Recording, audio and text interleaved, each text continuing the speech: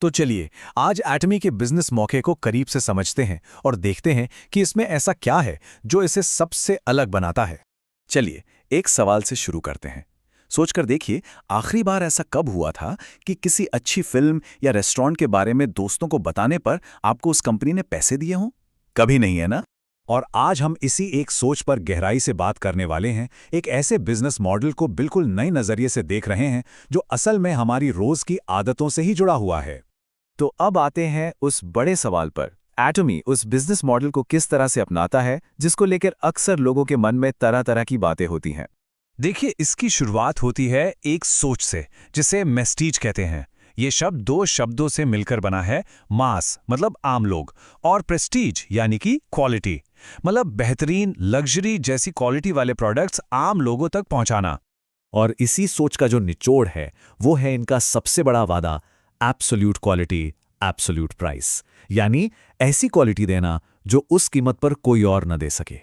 और यही फिलॉसफी सीधे सीधे इनके प्रोडक्ट्स में दिखती है। प्रोडक्ट्स ऐसे बनाए गए हैं जिन्हें लोग सच में इस्तेमाल करना चाहें, जिनकी मांग अपने आप बने।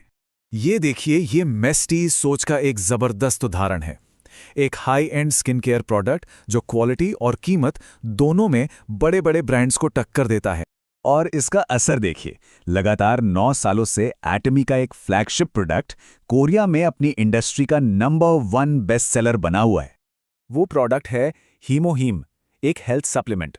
और इसकी बिक्री के आंकड़े देखिए, ये साफ दिखाते हैं कि बाजार में इसकी मांग कितनी मजबूत और लगातार बनी हुई है।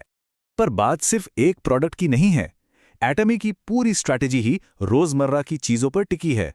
टूथपेस्ट, शैम्पू, डिटर्जेंट, वो चीजें जो लोग हर हाल में खरीदते ही हैं।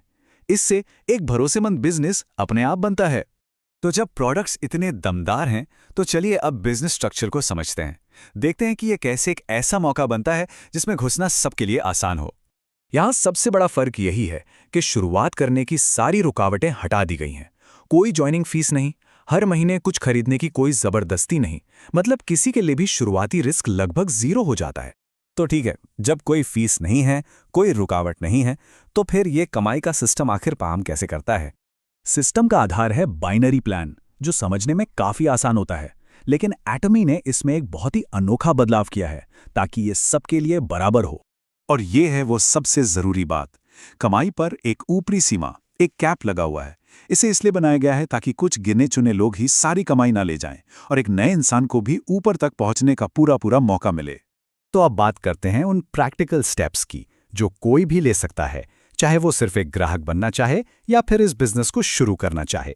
इस प्रोसेस को जानबूझकर इतना आसान रखा गया है जितना किसी ऑनलाइन शॉपिंग साइट पर अकाउंट बनाना। ये दिखाता है कि कंपनी का फोकस असल में ग्राहकों पर ही है। प्रोडक्ट्स और प्लान से भी आगे बढ़कर अब फोकस इस बात पर है कि ये सिस्टम अलग अलग बैकग्राउंड्स के लोगों के लिए क्या कुछ मुमकिन बना देता है। जैसे एलन हू की कहानी को ही लीजिए। उन्होंने साबित कर दिया कि इस सिस्टम में कामयाब होने के लिए बड़ी बड़ी डिग्रियों या किसी खास बैकग्राउंड की जरूरत नहीं है। या फिर मिकी लिम की बात करें, उन्हें एक ऐसा रास्ता मिला जिससे वो अपने परिवार के साथ पूरा वक्त बिताते हुए अपने फाइनेंशियल सपनों को भी पूरा कर पाएं। और फिर टियाने लिंग है।